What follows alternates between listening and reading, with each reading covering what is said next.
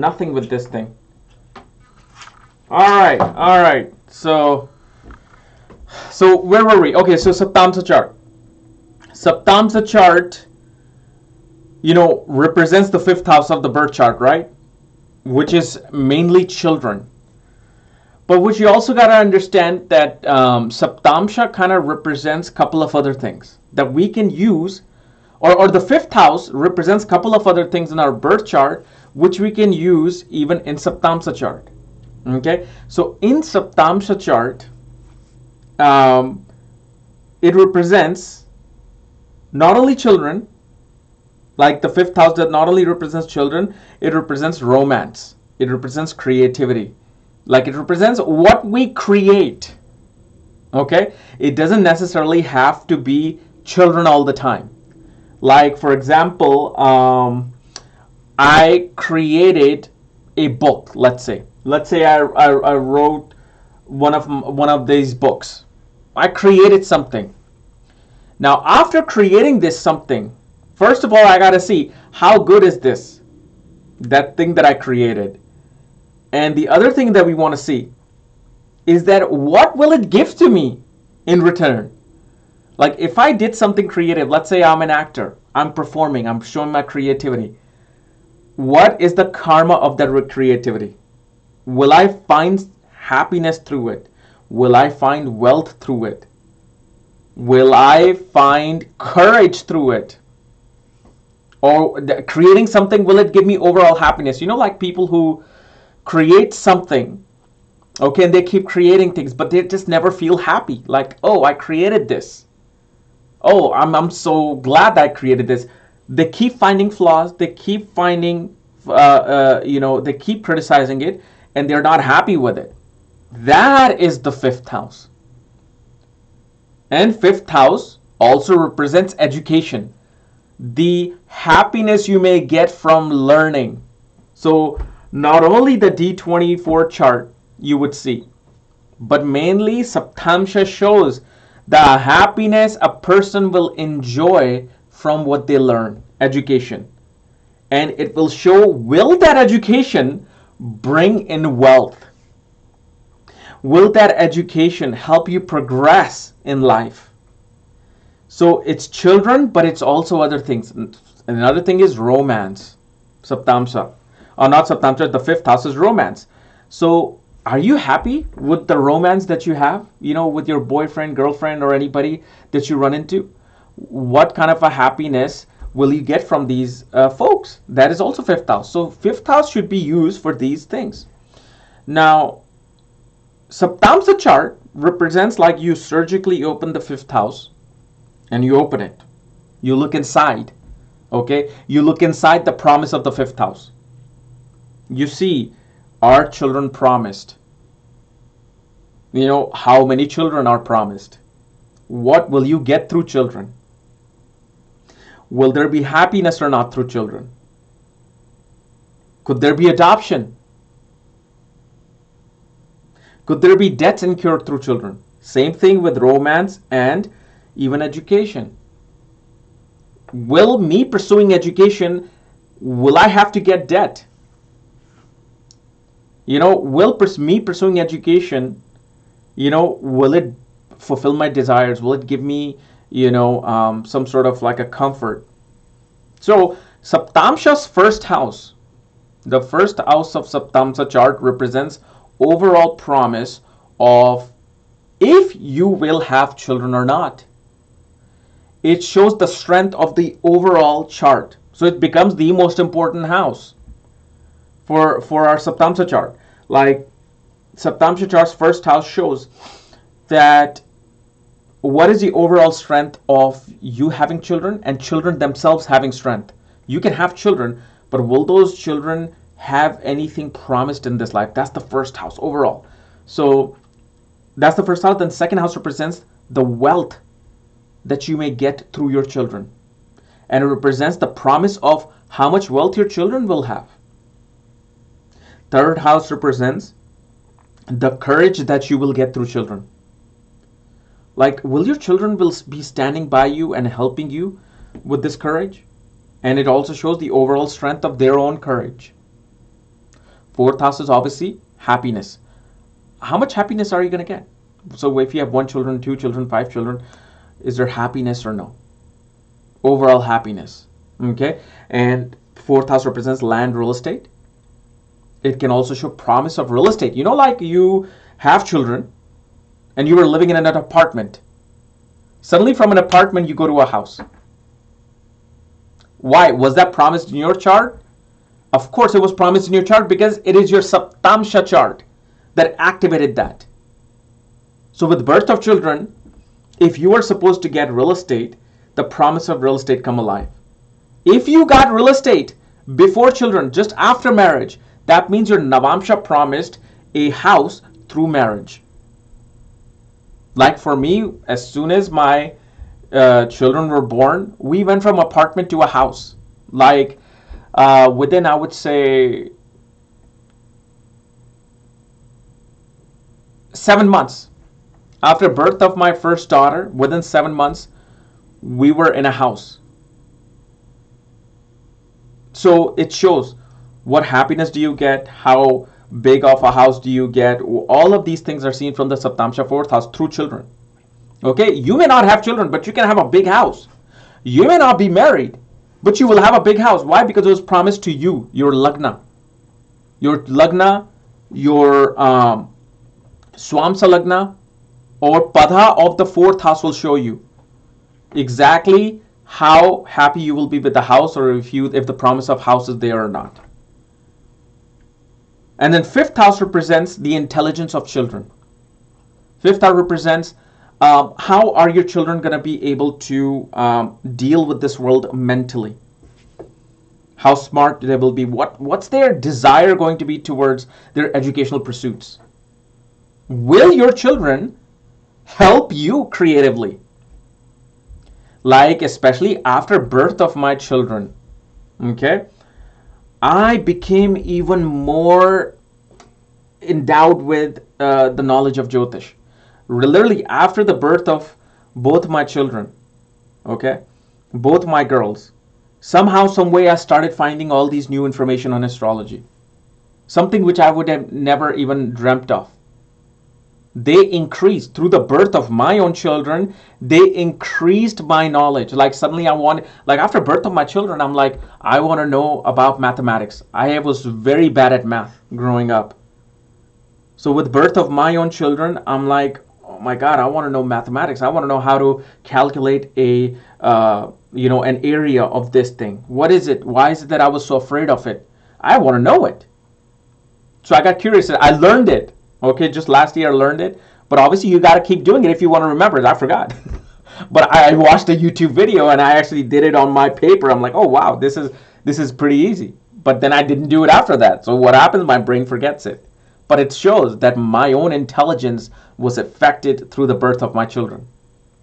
Sixth house represents the type of diseases, the type of deaths you may incur through children. Everybody has diseases. It's not like you and your children are like prone from not having diseases. You will. And sixth house shows, will there be struggles with having children? Like, like your children are born, suddenly a person starts struggling in life. That is the sixth house. So sixth house, certain things I'm not going to discuss. Okay, I'm not going to be showing what exactly will give you those struggles. But sixth house represents, will you incur debts from having children, and what type of debts? So with the birth of my own children, okay, I got cars. I had to get 2 cars. I got a house. That means what do I have? I have a mortgage and I have 2 car loans. That means I incurred debt with the birth of my children. And the way my sixth house was in Saptamsha, I saw that the debt will come on behalf of the fourth house. What is the fourth house? Fourth house is vehicles and real estate. So, and it didn't show in my wife's when I very first time I checked it. Like very first time when I met my wife, I just looked at her chart, and ever since then I never looked at it. So I don't remember, but I did kind of remember some of her divisional chart along with Saptamsha. So I knew I was the one going to incur the debt, not my wife. Seventh house represents how birth of children affects your marriage. How birth of children will affect the pregnancy of your own married life. And also, as you know, fifth house represents your firstborn, seventh house represents your secondborn, ninth house represents your thirdborn, 11th house is your fourthborn, first house becomes your fifthborn. So that's also becomes that. Eighth house obviously represents the longevity of children.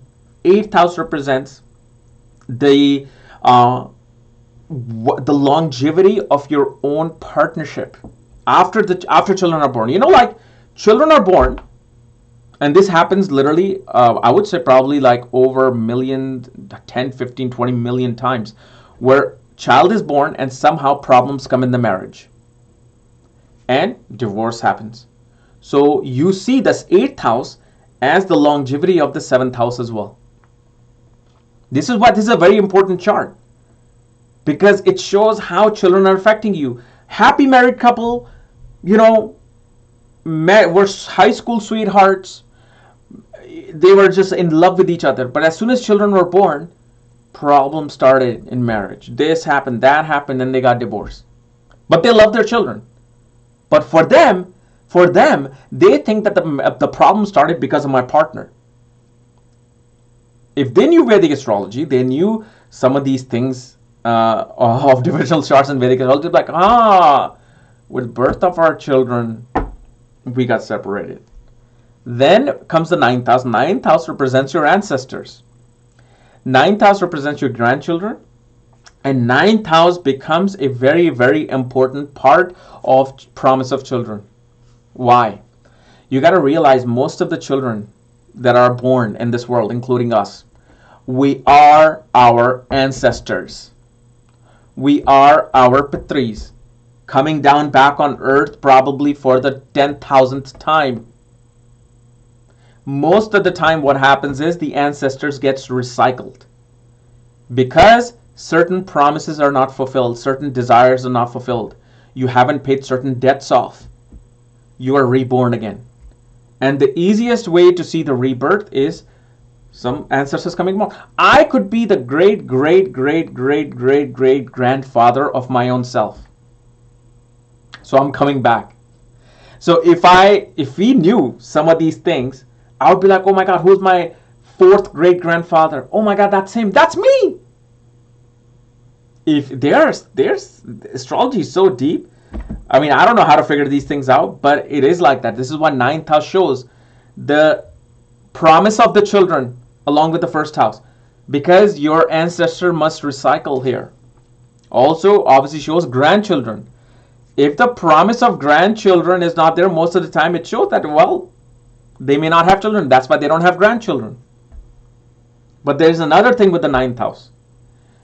Ninth house and Rahu can represent adoption.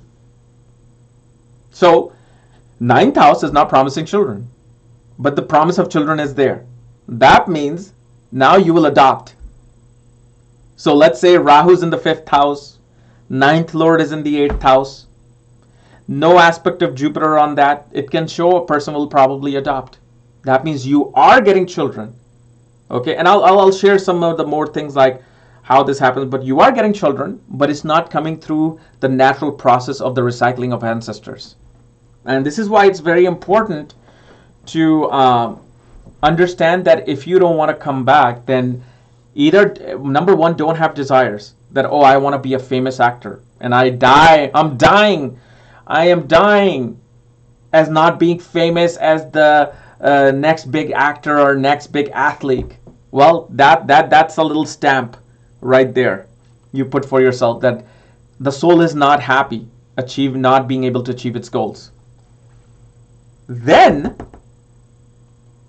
the second thing you want to understand is that if your debts are not paid off, so let's say 20 lifetimes ago I killed somebody. 20 lifetimes ago I killed somebody. I slit their throat and I was burglarizing their house. I don't know that, but if I did that, 20 lifetimes later, I'm coming back in this life to be murdered and to be burglarized in my own house.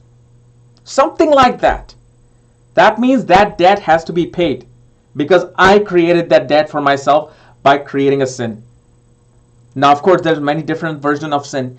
I go out on the street, or let's say I play basketball on the side of my house. I'm probably killing ants, right? I'm stepping on ants, I'm killing them.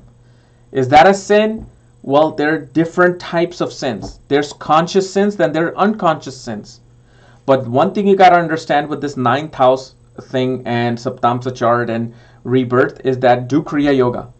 Kriya Yoga, literally one breath of Kriya Yoga can dissolve 1,000 sins for anybody. This is why when you do Kriya Yoga, you can reach a point where you have exhausted all your debts from past life. And now you're back to this current life. So now if you do good, you get that passcode, the password at the gate. Okay, I got the password. Let me in. Okay, go to the different loka. 10th house represents the image, the fame, the reputation you get and your children get through the birth of your children. Meaning, when the children are born, what will be your reputation? Let's say somebody is very bad. Somebody is hated in their community. Somebody is just like a thug in the community. After the birth of children, they start performing actions that people start falling in love with them. Like, wow, I never really thought you would be this good guy. I'm surprised. That's 10th house. 11th house represents the fulfillment of desires through children. How much gains will children will give? So, if you had bad yogas in your birth chart, let's say you had yoga for poverty in your birth chart, main birth chart, the ascendant. But in the Saptamsha, you had dhan yogas forming in the 2nd house, 11th house, 9th house. Through the birth of children, what's going to happen? Your wealth will get activated. How much wealth? Will you just have like 0 to, let's say, $10,000 in your bank account, 0 to $50,000 in your bank account, or will you suddenly become a billionaire, millionaire? Well, obviously for that, you're going to have to look at Ashtakvarga, Arudha Lagna, and certain things that I will not discuss that obviously I learned in Jaimini level 2 with Mark Boney. And I kind of knew that because I think he came and discussed it. And then we went into the Ashtakvarga and then the other things of Gemini. And I'm like, oh, okay, so this is the secret to wealth, how rich you will be. And I'm not going to discuss that because once you guys find out, oh man, then there's no motivation left to achieve that goal. Obviously, then you have to use your free will and the blessings of the divine, right? But that's what it represents. And 12th house represents the expenses that you have to give on behalf of children. 12th house represents,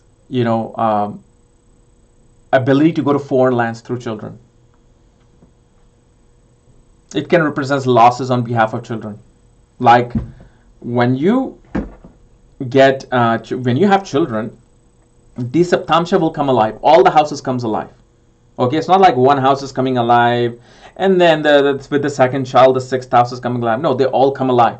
Just with one child, everything comes alive. Okay, so like with my own children, most of my expense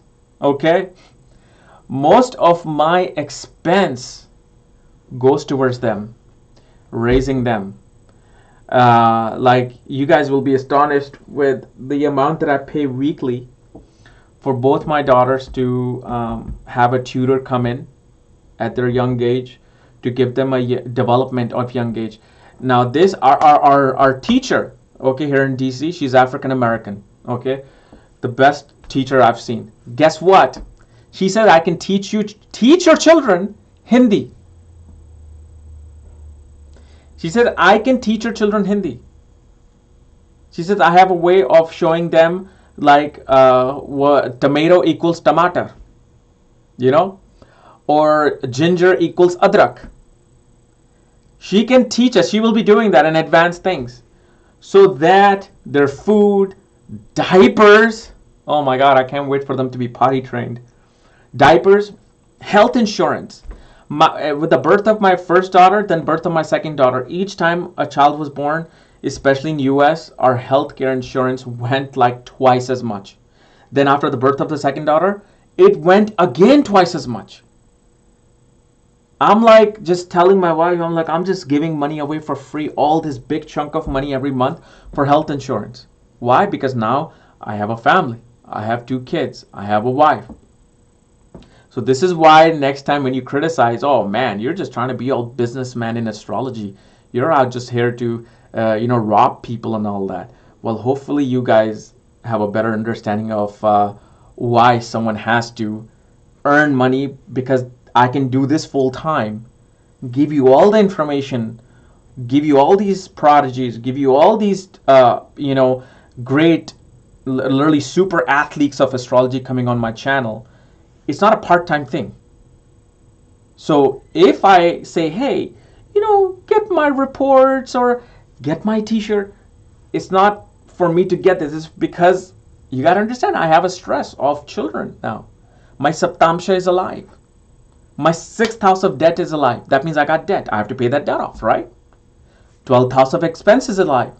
That means I have to give expenses. How can I give expenses if I don't have something coming in? So you got to understand, there's responsibilities that comes in. It's not just all fun and games. I wish it was. But, most of the time it's this bill going out for them this week, this bill going out for them. Then doctor appointments with children. Oh, that's another 12th house of the Saptamsha. Doctor appointments. You got to take them for this checkup, that checkup. Oh, man. I shouldn't be talking about this chart, man. It just gives me my own stress and anxiety. So now that we discussed the houses of this chart, you got to understand now the dynamics of benefics and malefics. Okay? Benefics and malefics, like Rahu, Ketu, Saturn, Mars, are malefics. Mercury, if conjunct any of these planets, becomes malefic. If Moon is waning, conjunct any of these planets, is malefic. Then you look at the lordship of the house. I have seen many astrologers who don't use house rulers even in Saptamsha. They're like, no, I'm just looking at the sign. Oh yeah, so you got exalted Jupiter, okay, this and this. They don't use the aspects. They don't use the house placement of the Saptamsha. It's pretty much, it's criminal to look at a divisional chart that way. What if that exalted Jupiter is not looking at the ascendant? Where that aspect of Jupiter or that position of Jupiter upon the ascendant is necessary for you to have children. So if you just looked at a Saptamsha chart without any consideration of aspects and house placement, you're gonna or aspect, house placement, or even yogas, you're gonna go wrong. You gotta use yogas. You gotta use Dhan yogas, Raj yogas, Arishta yogas, Panch Mahapurush yoga, Papkartri yogas. Okay? Use everything that you see on the main birth chart. But you gotta remember one thing. There are 20 lakhs. I think, what is that what they say? I don't know what the lakhs is, but I know there's 100,000 yogas in Vedic astrology. Try memorizing them. Okay? A basic astrologer will know no more than 20 to 30 yogas. Okay? So this is where then you have to learn the dynamics of each chart. Like each divisional chart has certain yogas. Just memorize those yogas for those chart. Okay? But one of the easiest thing that I do is look at the impact of how, first of all, how strong the ascendant is, where the ascendant lord is placed. Now, I'm not going to give you any position of good or bad. Oh, if ascendant lord is here, it's going to be bad. Because I know you guys are going to go and check your own Saptamsha, and then you're going to be asking for a childbirth consultation from me, and I don't do any childbirth consultation anymore. Because it sucks. Because when I used to do it, and I used to look at these charts, and I used to see like, oh man, the husband's chart is causing this delay, and probably through the husband's chart this person will not have any children, or vice versa, like through the wife's chart, and here I'm trying to tell them the timing of children, because most of the astrologers in India or in the world or anywhere, they'll tell you quickly within 5 seconds you're not going to have children. Sorry, not with this person. And they'll tell you, not with your wife. So what happens then? Now I fed a seed into this person's mind that perhaps I should divorce this person and leave this person so I can have children. But guess what? You were supposed to be married to this person so you can pay your past life debts off. And I just stopped you from paying your past life debts off by giving you a reading saying that nope, children are not promised through your wife or your husband. You want to have children, leave them. Astrologers will say that out there. I don't want to get that debt. It's not like a court is going to charge me here for me to not tell that to them. You know who's going to charge me? When I go up there. They're like, you ruined this person's, you stopped their karma. Remember, children and marriage are the two of the biggest karmas you will pay in this life. This is why I don't do horoscope matching. This is why I don't tell people, oh, you will or will not get married. You know, people don't realize there's such sensitive rules in astrology that I won't even say it here because then again I'll put fear into people, but I don't do horoscope matching because of the fact if you're supposed to have the worst life with the person that you're in love with, that you think is your soulmate, and yet you will end up having the worst life with them, go ahead and have it. It's not my business. You're supposed to pay that debt. I'm not God. I cannot play God. This is the same thing with children. Children's chart, when I used to see them, and I used to see certain combination, which I will not discuss. And I used to see too, like I used to get emails from, maybe some of you might be watching me. I used to get emails from people saying that, please tell me that I'll have children, I won't have to adopt. So they have already put a bias pressure on me to tell them, oh, you will have children, you won't have to adopt. It's like they're already trying to tell me, just tell me this. Like I would get emails, literally I would get emails saying, sir, please tell me that I will have children and I won't have to adopt. I'm like, okay, so why am I doing this reading for you anyway? If I just have to tell you that back, I'll tell you that without looking at your chart. You see? So whenever I used to get those type of email, I would just refund. I'm like, I'm sorry, I can't answer these because the way you're putting this reading out in front of me, now you're just constraining me from telling you even the little bit of a truth that I could have told you. But here's the thing about adoption. And you can have children, biological children, and you can adopt at the same time. So one of the combinations for adoption is that ninth lord in a certain position, especially 8th house, and Jupiter is aspecting the ascendant 5th house, 9th house. So it shows Jupiter's promising children. 9th lord in the 8th house shows what? Dissolving of the 9th house of ancestors, meaning that nobody's coming through you in order for them to finish their karma biologically. And then Rahu has to be involved. And I won't give this position of Rahu because this position of Rahu that I will give them, it'll like put a stamp. No children, only adoption. But then how do you see children, biological children, and adoption at the same time? Look at how I'm going to give you hints. Look at how the 5th lord is placed. Jupiter influence on the 5th, ascendant, 5th and 9th house. Along with the 2nd house. But then also guess what? It's not just your chart that is seen for children. It is the chart of your spouse or your partner you're trying to have children with. So that when a couple only has adoption and no biological children, that means both the Saptamsha have to point to the same thing. But when you know, like Angelina Jolie, she adopted 3 children or 10 children. I don't know how many children she adopted. Then she had 4 of her own. If you look at her chart and Brad Pitt's chart, it'll show that easily. But again, I'm like so constrained with some of this information that after I finish this live session, I'm going to have tons of emails saying, please answer this. I have this. Oh my God. Just know about the Saptamsha through what I explained about benefic, malefic. Start seeing things. There are alignments in Saptamsha that says no happiness will come through children. You will have 10 children. You'll have 5 children. Absolutely. They'll be beautiful, healthy, but they will not. You will not have any happiness from them, and they will take your money.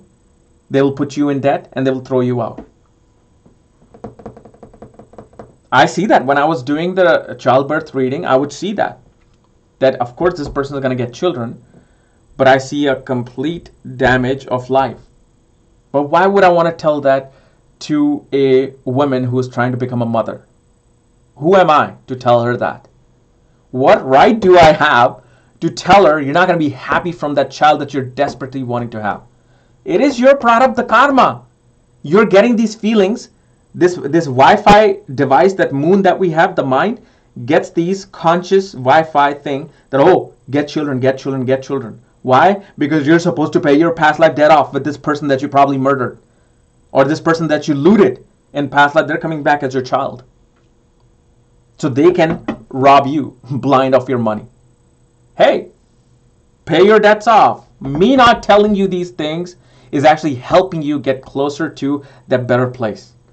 That place where you go once for 1 second, you would never want to come back to planet Earth again.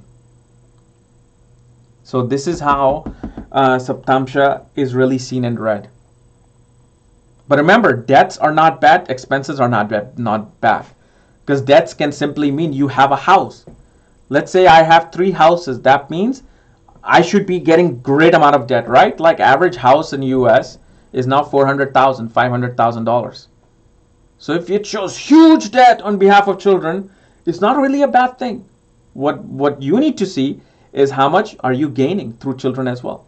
So let's say if you have a debt of 1 million, but you're getting 10 million from birth of your first child, why not? I'll be like, bring it, man. Hopefully they would bring me that. But yeah, that's what it is. So that's my analysis of the Saptamsha. And now, if you have any questions on Saptamsha, I can answer that. Okay, Ketu in the 5th house in the D7 chart as well as Lagna Kundali. And then Jupiter aspects Ketu. Okay, so remember what the job of Ketu is. Okay, and I don't know your full chart, but Ketu first of all represents male children. Ketu represents 2 or more things. 2 or more things. So Ketu in the 5th house have shown me people who have had 2 or 3 children. Ketu actually represents twins as well. Why? Because it splits something. So what happens to the egg? It gets split. Jupiter aspects it. Most definitely shows me that maternal lineage ancestors are waiting for you to be born through you. They're waiting. They're in line. They're just resting, reading a magazine till the flight takes off. They're ready to be come through. So Jupiter aspects on the 5th house with Ketu also promises children who are going to be inclined towards pilgrimage, going to be inclined towards, following quite a spiritual path in life. But obviously, I don't know where Saturn and Rahu Ketu is. I don't know what else they could be showing. So, but Ketu in the 5th house does not mean that a person will not have children. In the beginning of the astrology stages of my life, I used to think that. Oh, Mars in the 5th house. Oh my God, that's a malefic planet. Oh, Saturn. No, these planets can give you children. Saturn in the 5th house of Saptamsha, or the birth lagna, the Saptamsha lagna, will simply show delay of children. So if let's say you're 20 years old, desperately wanting to have children, yet you see Saturn in your ascendant of the Saptamsha or 5th house of the Saptamsha. Okay? Not the aspect placement itself. Just show that you're going to have patience. You'll have your children in your 30s. And what happens is I used to see charts of people with this position of Saturn, and their email would say, I'm 25 years old and I've been trying to have children for past 2 years with my spouse. Can you please tell us? I'm depressed. I don't think I'll ever have children. And I'm like, my goodness, woman, you're 25 years old. Me and my wife had our children in our late 30s. Oh my God. See, because I've gone through it, I'm like, oh my God, just stop it. You're 25 years old. Enjoy your life. Travel the world first.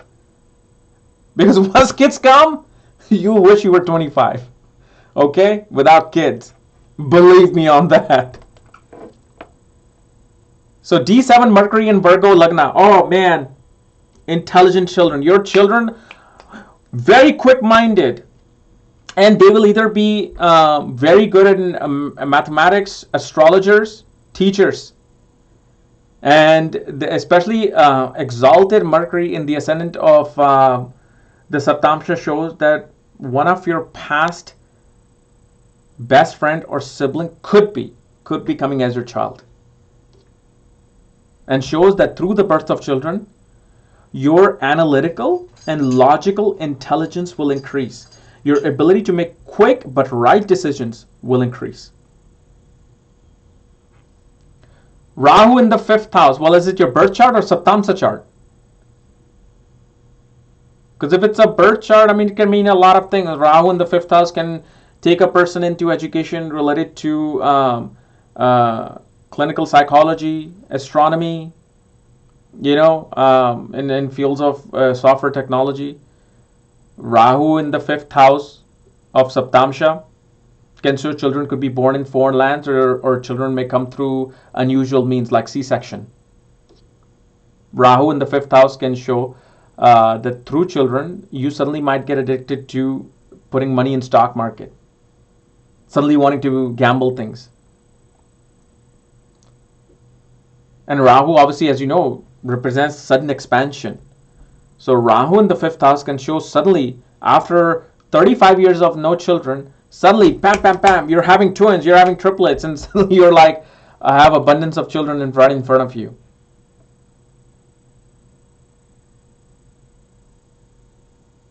Wait, Saturn, Taurus Lagna with Ketu. Is that Saptamsha? You gotta let me know, because this is a Saptamsha subject. I gotta know if it's the birth chart or the Saptamsha chart. Rahu in the 7th house in Gemini in D7. What does that show? Well, to really answer this, I would want to see the dispositor of Rahu in Saptamsha. Where is Mercury placed? But what this shows me is that the second child will either be born through a C-section, or second child will be a mass communicator. They will be very good with calculations. They will be very good with new age technology. At the same time, they will have great interest in marketing and communication. Also, through the birth of the second child, you will suddenly get interested in business. You will have you will suddenly see with the birth of your second child that you will get foreign opportunity to do business and business partnership. And especially if the dispositor of Rahu, Mercury, is greatly placed, then that foreign partnership can bring abundance of money and gain. Or because 7th house also represents mass fame, through the birth of your second child, suddenly your fame can come in life. Let's say a struggling actor is doing small roles. They have one child. Now suddenly they have a second child. As soon as the second child is born, if things are right, then suddenly they get a movie role that puts them, becomes a super hit, and next thing you know, their career just takes off. A lot of things can be seen. Saptamsha, Rahu, what?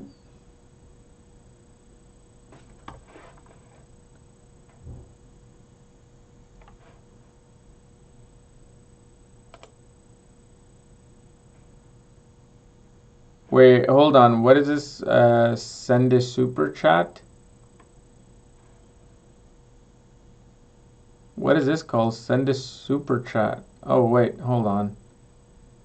Right. Whoops, what did I do? Show chat. Okay. So super chat. I see somebody gave me 100 rupees, but they're not saying anything in the comment, in the super chat comment. Am I supposed to activate this somehow for you? I'm not sure.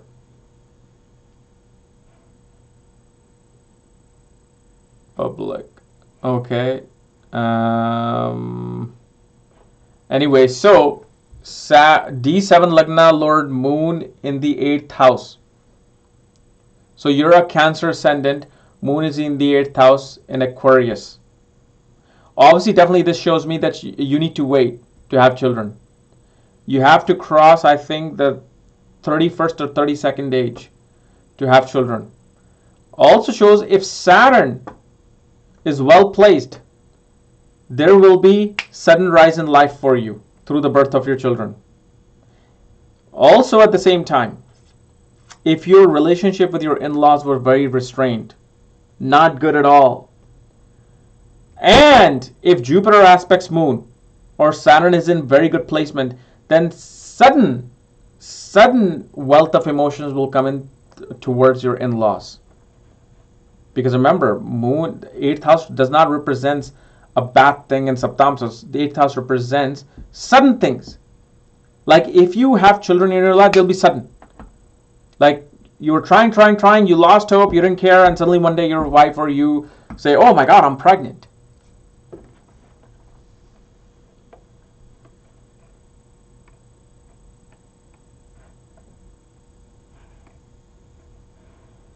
Oh, what is this?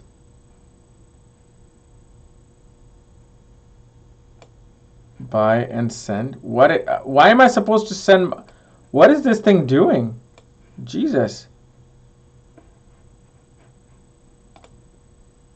Enable live chat, enable slow motion. Okay. Alright, so how to calculate Padnadhamsa Dasha. How to calculate Padnadhamsa Dasha. Oh man. That is one of my most favorite dashas, man. It's so scary, accurate, it's not even funny. The way you calculate Padnadhamsa Dasha is you have to look at the Arudha Lagna in the birth chart. Look at the Lord of the Arudha Lagna in the Navamsha. And see how far they are from the ascendant of the Navamsha. Then you have to understand if it's a fixed sign, it may go clockwise. If it's a movable sign, it goes counterclockwise. If it's dual, it's something. Believe me, there's this. It's so complicated. Calculate Padnadhamsa Dasha. I tried doing it and I did it, but then I'm like, man, I just need a software. So my software just calculates it automatically. So if you do get like a report from my website, it's option 5 and 6 and beyond, all the way 5 through I think 14, 15. All those reports now come with Padnadhamsa Dasha, so you don't have to calculate it yourself. And you got to understand, certain softwares I have seen not giving the correct calculation for the PND Dasha. Either because they're calculating through different Ayanamsha, or their method of calculation is different. Because remember, you will find 3 or 4 different versions of people, the ability to calculate Padnadhamsa Dasha. Kind of like people, who use 8 Karakas for Jaimani. But then there are people who use 7 Karakas. Like I stick to 7 Karakas because that's what I've learned. Because I'm learning from the best, Mark Boney, who's one of the best students of K and Rao. So I'm going to follow that. I don't have any authority on Gemini. K and Rao does. But then there are people who follow 8 Karakas, predict brilliantly, but that's their thing. Their students will say, nope, I want to stick to 8 Karakas. Same thing with the calculation of Padnadhamsa Dasha.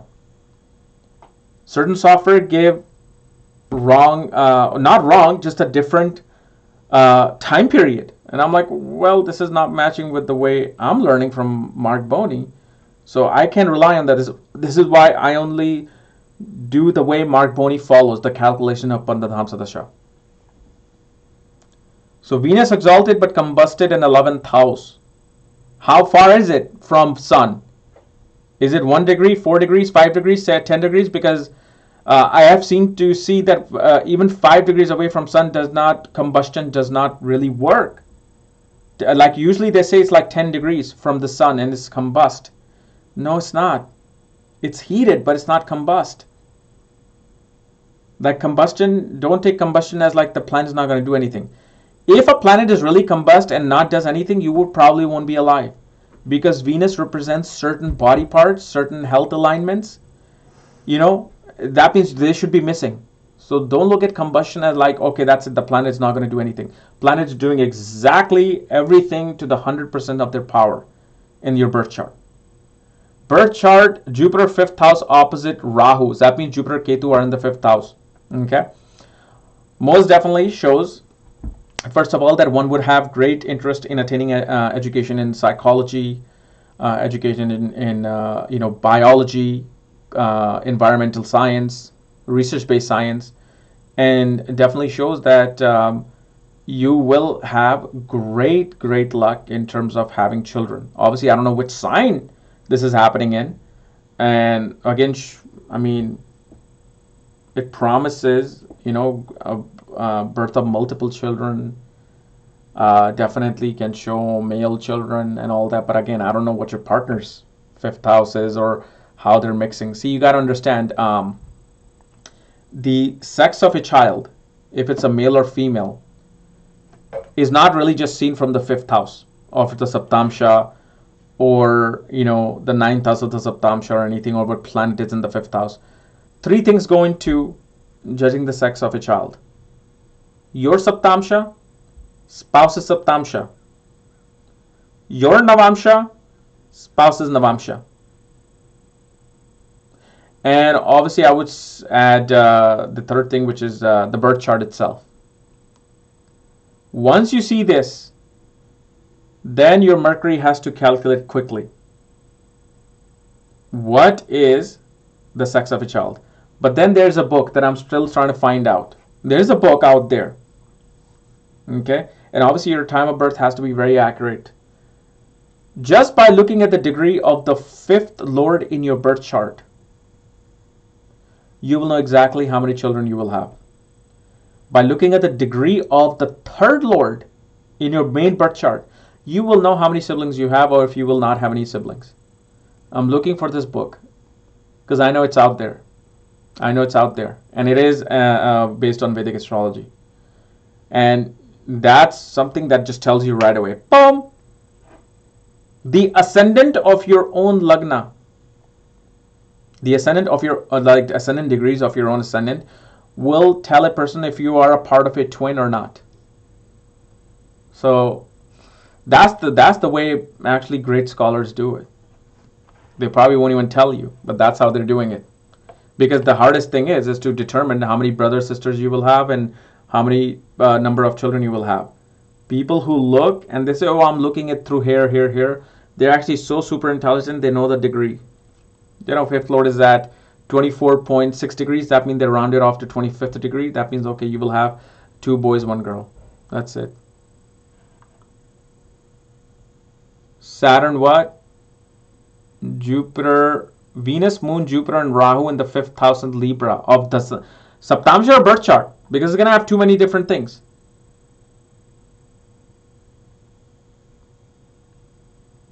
Virgo. Okay, so I have 6 planets in my 5th house.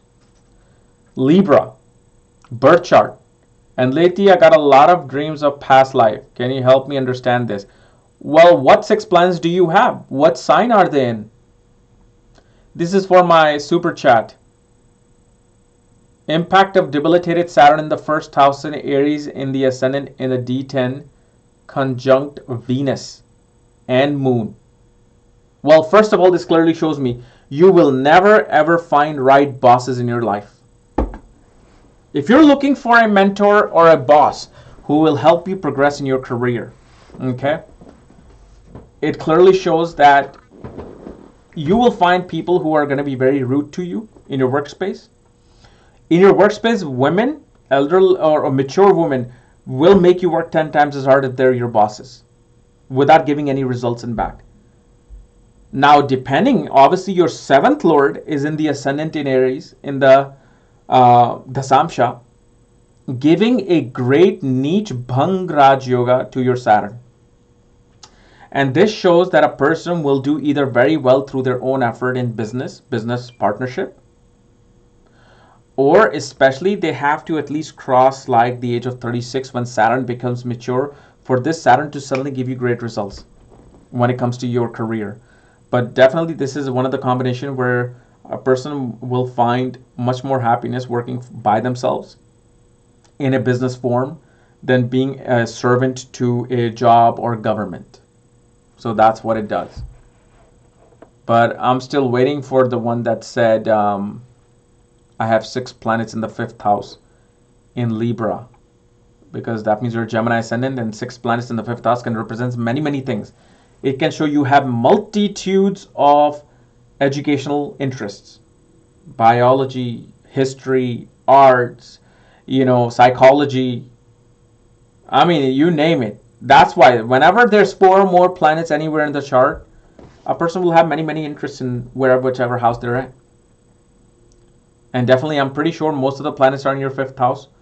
I don't know if you're looking at it from Uranus, Neptune, Pluto sense, or just the basic Vedic astrology planets, but mostly you're in the 5th house. I mean, shows that a person is highly creative, highly intelligent, and they will have multitudes of pursuits. But obviously, looking at your 5th house from Karakamsha Lagna will tell me a whole lot more about your educational pursuits, of what you will be passionate about.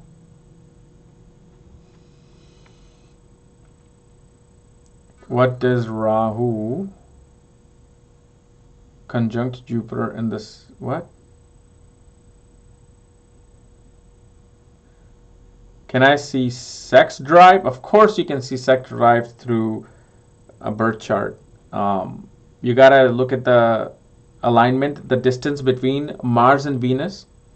What is the distance between Mars and Venus? Is it Kendra distance? Is it Trikon difference or distance? Also, you gotta look at the nakshatra. The sex drive is really seen through the nakshatra and the padha that Venus lands in the Navamsha. Venus in certain signs in the Navamsha will clearly show that this person is highly sexual. But I don't want to say all that, because then you guys will take advantage of the person and after seeing their Navamsha and all that.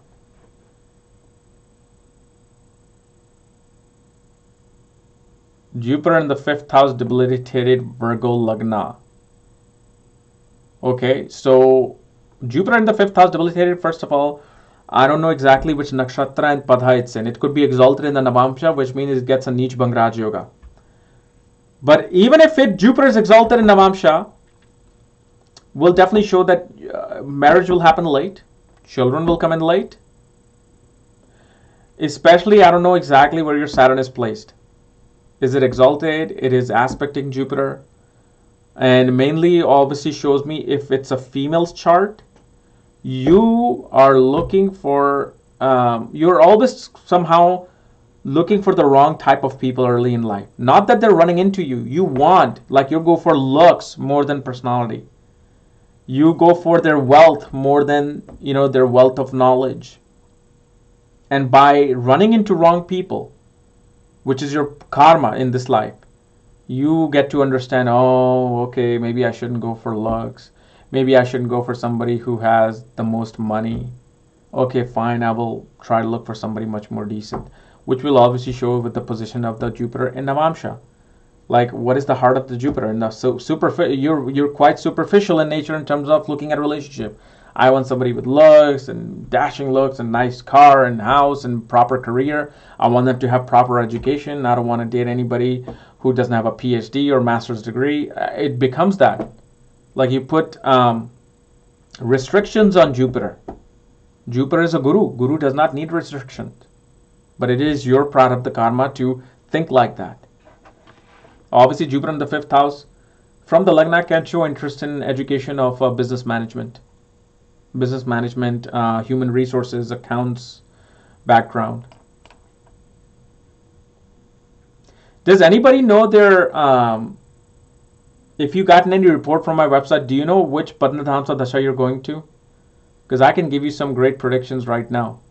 Just give me a planet in Navamsha and where it's placed and its Dasha that you're going through. And what Karka it is. Is it your Ghatani Karka, Atma Karka, Amatya Karka? Because I can do that right now if you have that. What about not wanting to get married? Well, that can happen with the position of Ketu in the birth and Navamsha in the 7th house. This also shows Venus conjunct Ketu. Shows disinterest in getting into any kind of like bondage of love and relationships. Especially relationships.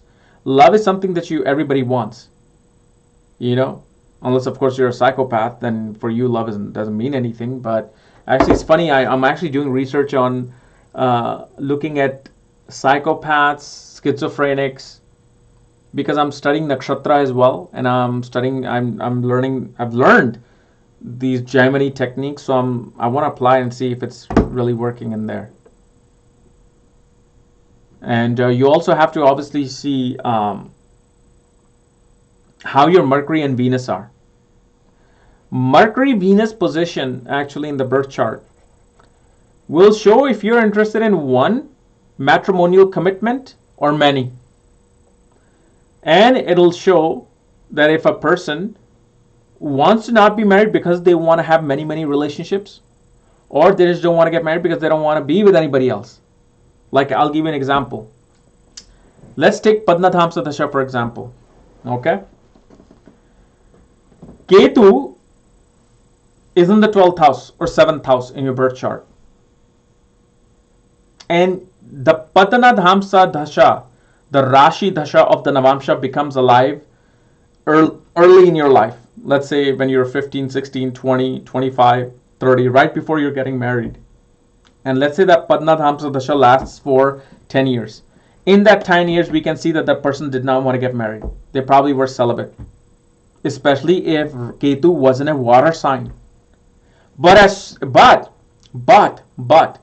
if Venus causes Viprit Argala to Ketu, being 3rd, 10th or 12th from Ketu can show that a woman will come and obstruct your celibacy. And when will it come? Let's say if it comes after or in the middle of that Ketu Dasha. You're trying to do your sadhana, like you can look at Vimsamsa chart. A person could be celibate with Navamsha Dasha operating, Padnadhamsa Dasha. As soon as it's over, suddenly you go into your Libra Padnadhamsa Dasha where Venus is sitting.